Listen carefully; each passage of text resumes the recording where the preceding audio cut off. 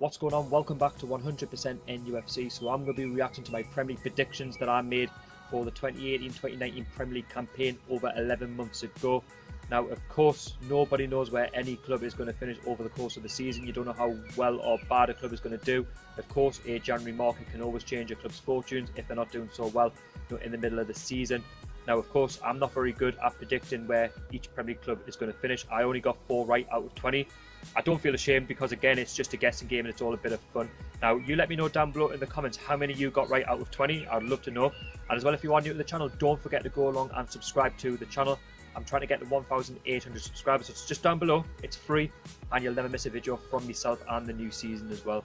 So, let's start off in 20th place. I said Cardiff City. Now, originally it was Huddersfield Town.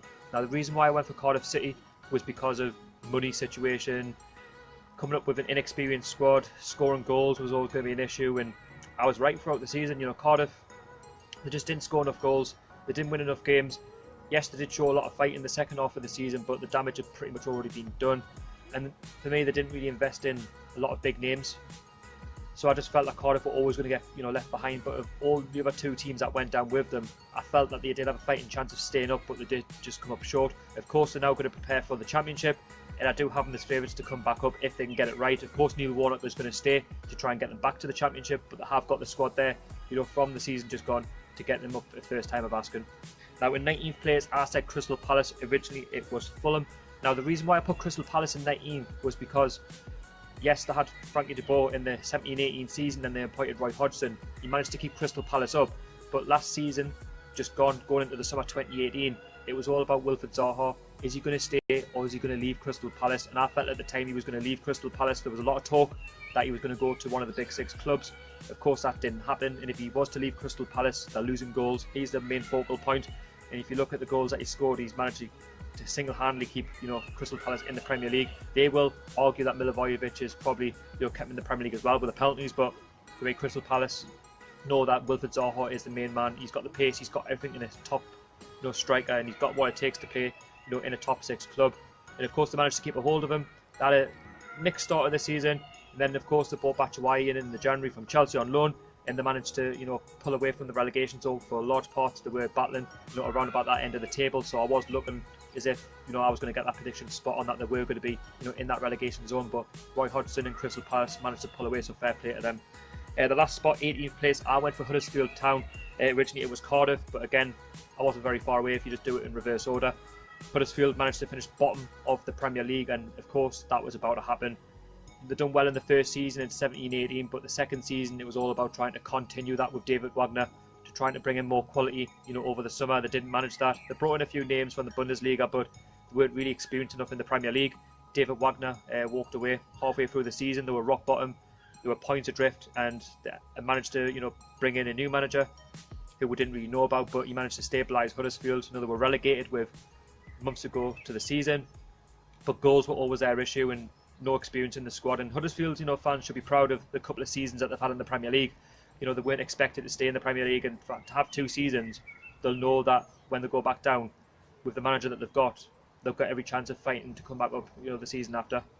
Now, in 17th place, avoiding the dreaded drop, was Watford. Now, of course, it was Brighton and Hove Albion who finished 17th. Now, for Watford, the reason why I put them there was because Javi Gracia, done all right in the 17-18 season, but Watford, being Watford, always seem to change their managers. They don't seem to keep managers for long. And of course, for the treatment that they did, with Marco Silva, getting rid of him when they were 8th in the league was disgusting. But you know what? Watford proved me wrong over the course of the season. They kept a hold of him. They managed to get to the FA Cup final. Of course, they lost against Manchester City, which is no shame. And they managed to get 11th place finish. And of course, they could have even finished 7th if it wasn't for them focusing on the FA Cup final with about 3 or 4 games to go. Now, of course, Javi Gracia done a good job, and he's managed to keep his job, which is a good one for Watford. But it's all about next season and what to do, going forward. In 16th place, I went for Burnley. Originally, it was Southampton. Now, the reason why I put Burnley in 16th was because 17-18, they managed to finish that season in 7th place, the Europa League. The season starts early if you finish 7th, around about June. Of course, Burnley, having Europe and having the Premier League to battle with such a small squad, inexperienced players in terms of European experience, and they don't have a lot of quality in the squad. How are they going to battle it out with Europa League and Premier League? it was always going to be a tough order for them. Of course, they didn't manage to get into the group stages. I think they went on till about July time, and then their season sort of ended in Europe, and then they continued with the Premier League. You know, they've had injuries, and like I say, Burnley aren't exactly a big club, and if Burnley, you know, managed to stay in the Premier League, it's always a good moment for them. So 16th place is always good for Burnley, and I'm sure they'd take that in any given stage of every season. Now in 15th place, I went for Bournemouth. I'm sure that's going to surprise a lot of you. In 15th place originally it was Burnley, so again I wasn't very far off with Burnley. Bournemouth, they've got some good players, they've got a good manager. They're not exactly the biggest club, they don't exactly have the biggest stadium, they don't have all the best facilities in the world.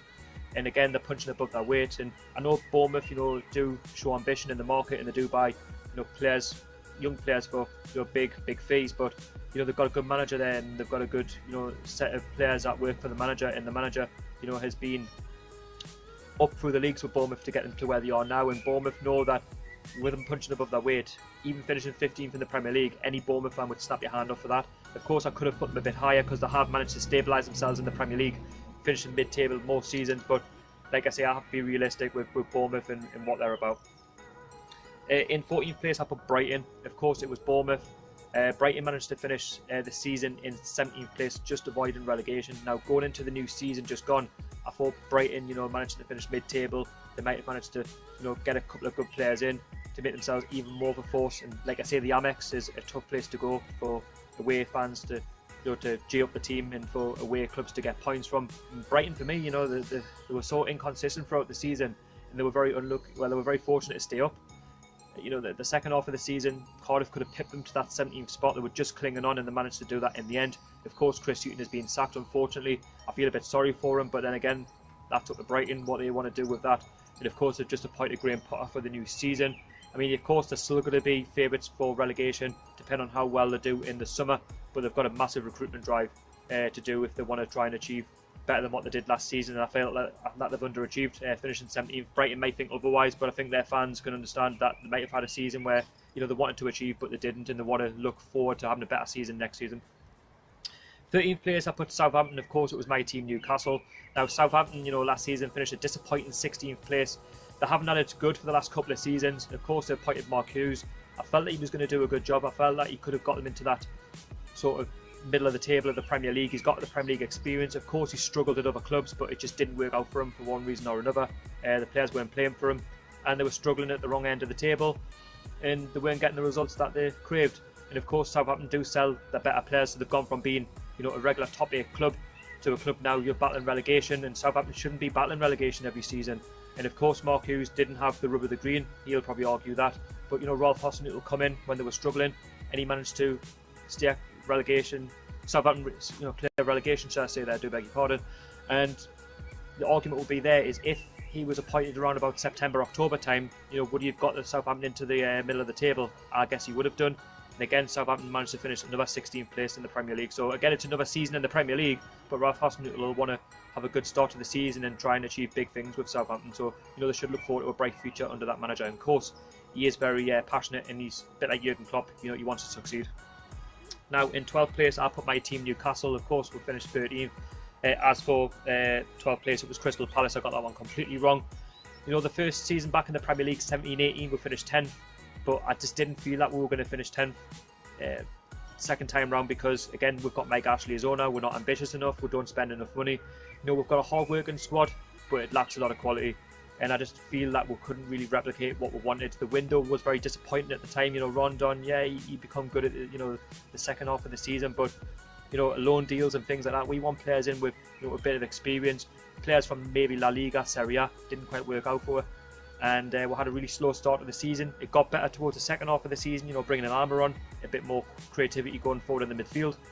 But like I say, if it wasn't for Almiron, we could have been relegated. If it wasn't for the goals of Rondon and Perez, we could have struggled. And like I say, we're the ambition of the football club. We can't go forward while Mike Ashley is still here, unless he pulls his fingers out and we start spending more money and we start showing more ambition in terms of buying players for maybe 20 to 25 million, if not more.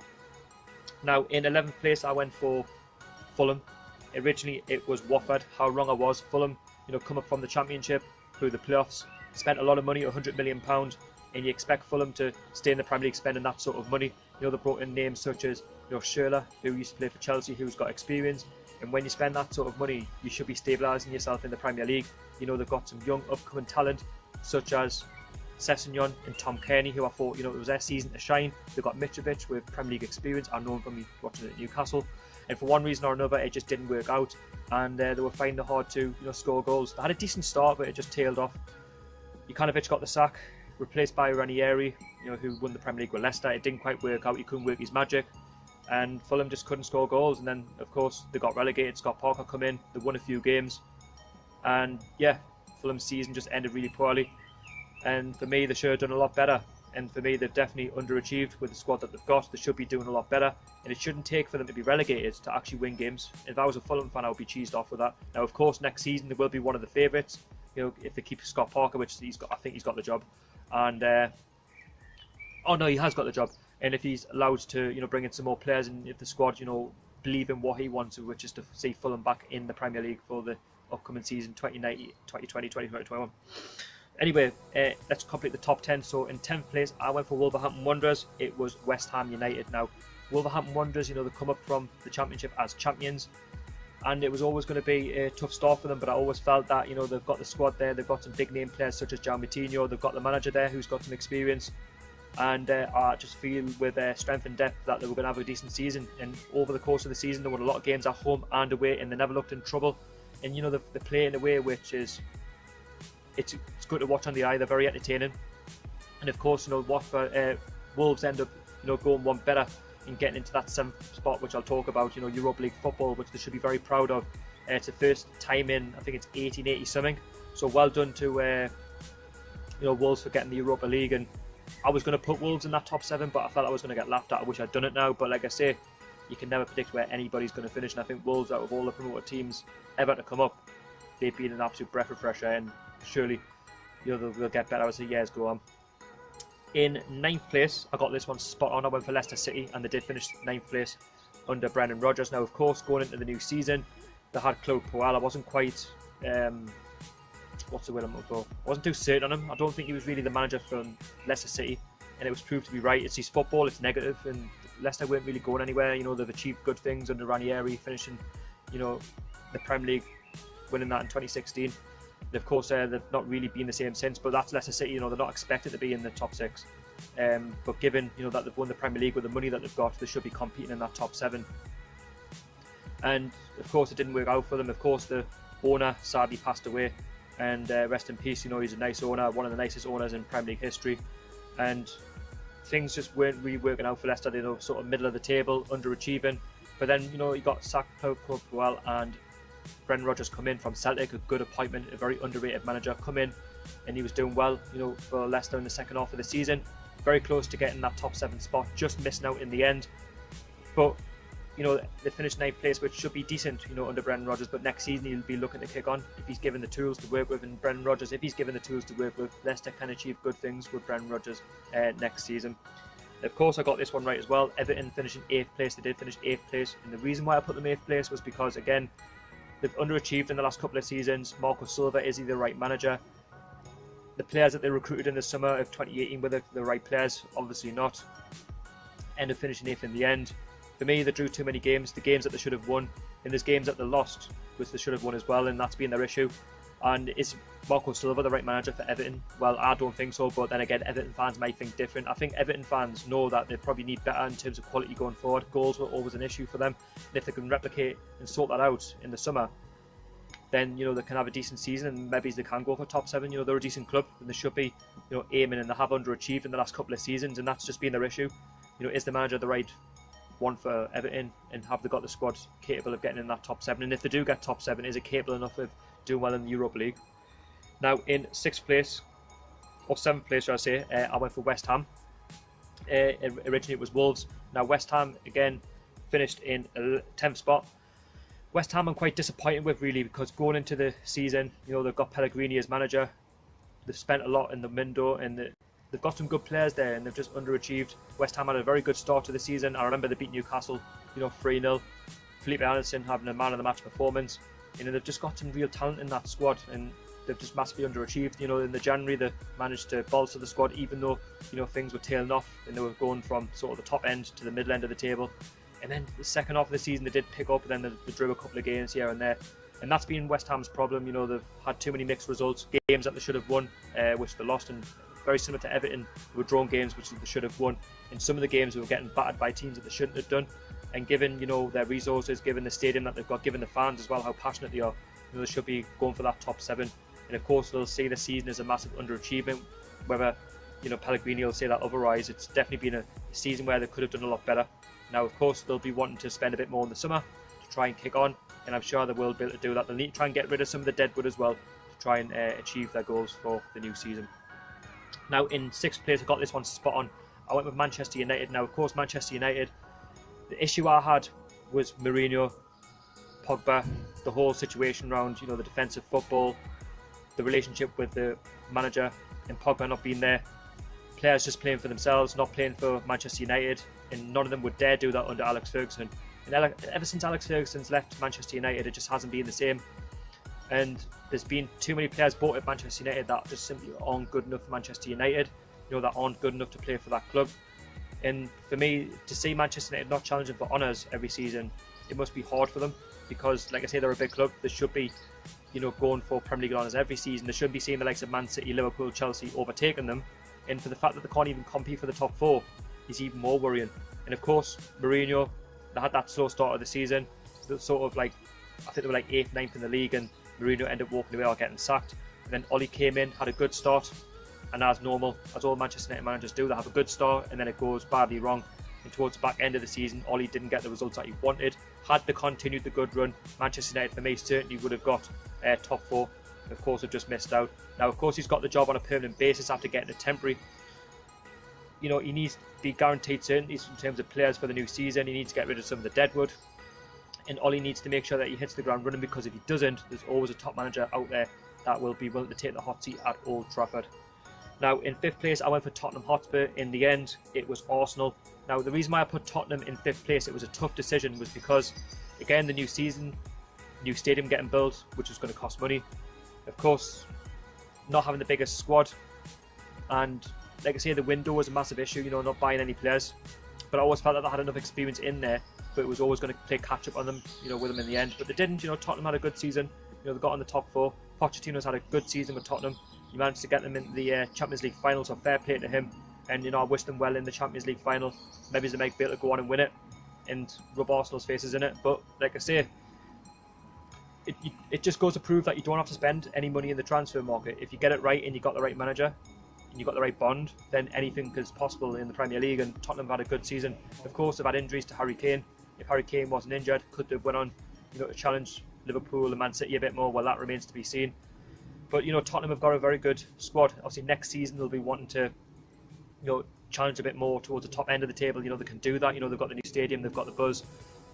If they spend a bit more money in the summer to build on what they've already got around them, you know, Harry Kane, Dele Alli, Eriksen, Son, they can challenge Man City and Liverpool next season for the Premier League title. And Pochettino is a very good manager, and obviously the best hope that he stays on, because there has been rumours that apparently he wants to wait if Tottenham win the Champions League final. Now, in 4th place, I went for Chelsea. In the end, it was Tottenham Hotspur, so again, I wasn't very far off. Chelsea, you know, had a decent season under Sarri. I mean, given that the bad season at the start that they had, given that he was a new manager from the Serie A, you know, he's managed to get them into the Europa League final against Arsenal, and there's been a lot of uncertainty of how he plays. But I think they're starting to find the rhythm of how Sarri wants to play. I feel like they're starting to get somewhere now with him. I felt that the Chelsea fans were a little bit impatient with him at the start of the season, but things are starting to work out a bit more. Of course, they got Higuain on loan in January. It didn't quite work out for him. Is he going to go back to his parent club? Probably. But I think, you know, if Sarri can win the Europa League final, then all will be forgiven for the season. And of course, they've got Champions League football. He's delivered. And Chelsea, you know, end up finishing 3rd in the league. So, you know, at the end of the day, they've had a decent season. I mean, what more can they expect, given that Liverpool and Man City are streets ahead of Chelsea at the moment? And of course, like I say, Tottenham, Chelsea will be the same. They're going to have to recruit to get better players in to try and kick on, you know, for the new season. Now, in 3rd place, of course, so this is a little bit embarrassing. I went Manchester City. In the end, it was Chelsea who finished 3rd. As for Man City, the reason why I put them 3rd was because, you know, for me, they've won the Premier League. They've won all that you need to know in English football, and they've got the manager there where they should be aiming for the Champions League. You know, they've got as far as the quarterfinals, I believe. and they got knocked out by Tottenham Hotspur. Now that should be the sort of trophy that Manchester City should be going for, and with the money that they've got, they should be fighting for all fronts. They should be going for everything. And of course, they did give it a good go in the Champions League, but Tottenham, wanted it more. There wasn't much in the game, and Man City obviously went on to win the league. So obviously, congratulations to them. They managed to win everything in English football. from the Community Shield, they won the League Cup, the FA Cup, the Premier League. So fair play to Pep Guardiola. He's a good manager. Yet you should never doubt, what he's about and where he's been. And Man City will continue to dominate English football for years to come. That pains me to say as a Newcastle fan, as I'd love to see us win the trophy one day of any sort.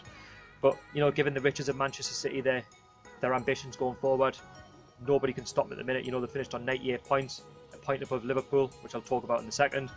So they've been brilliant, and like I say, nobody's going to be able to stop them at the moment.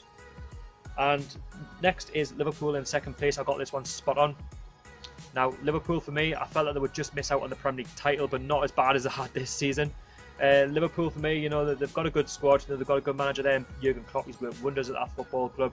And I just feel that, at that time, that they might not have enough, to win the Premier League title with the squad that they've got. They might have needed to invest a little bit more. I didn't think they were going to have the run that they did. I didn't think that they were going to lose one game all season. I didn't think that they were going to be as united as they were. And I didn't think that the Liverpool fans would have given Jurgen Klopp as much praise or as much what's the word I'm looking for, as patience as that they did give him. That all massively backfired on me. Liverpool had a season to remember. Of course, they managed to finish on 97 points. That's a record for Liverpool. And like I say, they lost one game all season. If you lose one game all season, you deserve to win the Premier League. But Man City had a massive say in that. Liverpool, like I say, they should not feel disappointed in the season that they've had. It's definitely one to remember. Of course, they've got a Champions League final. They don't want to end the season empty-handed. Of course, if they do, it will be a little bit disappointing, but it's not to say that they can't go and do it next season under Jurgen Klopp. They've got the experience. They just need to try and turn those draws that they had in the season to wins, and if they can do that and keep the players that they've got and invest a little bit more, because Liverpool, let's not forget, they're going to attract a lot of big-name players after the season that they've had. They're going to be a big force next season, and I'm not going to doubt them. And this is the embarrassing one. I went for Arsenal to win the Premier League, and of course it was Manchester City. Now, yes, it's embarrassing. You're all going to call us deluded and whatnot. That's fine. But like I say, the reason why I backed Arsenal to win the league last season was because new manager coming in, Unai Emery winning the Europa League with Sevilla 3 seasons in a row, which is a record. Aubameyang, Lacazette. It's a new environment. Arsene Wenger's gone. There's a whole feel-good factor at Arsenal. And the players that have come in, such as Torreira, that had a very good start of the season. Things were looking up for them. They were top of the league for large parts of it, and then of course they sort of tailed away towards Christmas. And of course that's where I started to believe that Man City or Liverpool were going to go on and win the league. Consistency was Arsenal's problem. They were losing too many games where they should have won, and they were drawing too many games as well. Obviously injuries, recruitment as well in the January could have been a little bit better, and obviously Arsenal managed to finish a disappointing 5th place in the Premier League. So again, I'll not be backing Arsenal next season, but know my luck, Arsenal will probably do something like when you're back against them. But like I say, Unai Emery for his first season, they haven't had a bad season. Of course, they'll be disappointed that they didn't get Champions League football, but they have got the safety blanket of the Europa League final against Chelsea, hoping that if they win that, they can get the Champions League for next season. So the banker is on that. And like I say, yes, it's been one of those seasons for Arsenal, as I have most seasons, but it's not to say if they keep Unai Emery, which they are, and they can invest in the squad, Arsenal can challenge in that top 4 next season. Now, of course, this is the end of this video. Thank you so much for watching, and I want to say a massive congratulations to Manchester City for winning the Premier League title, and also to Liverpool, giving it a good old crack. They were very unlucky in the end. For all those that finished top 4, for everyone that stayed up, including our team, Newcastle United. And also, like I say, commiserations to the 2 or the 3 that went down. Fulham, Huddersfield and Cardiff. Of course, they'll be wanting to battle it out in the Championship next season to try and get back up. And yeah, like I say, that is the reality of the Premier League. Now anyway, that's gone.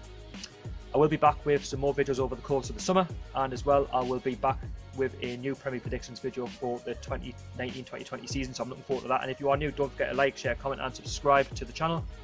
Hit the thumbs up. Over the lads, I'll catch you all later.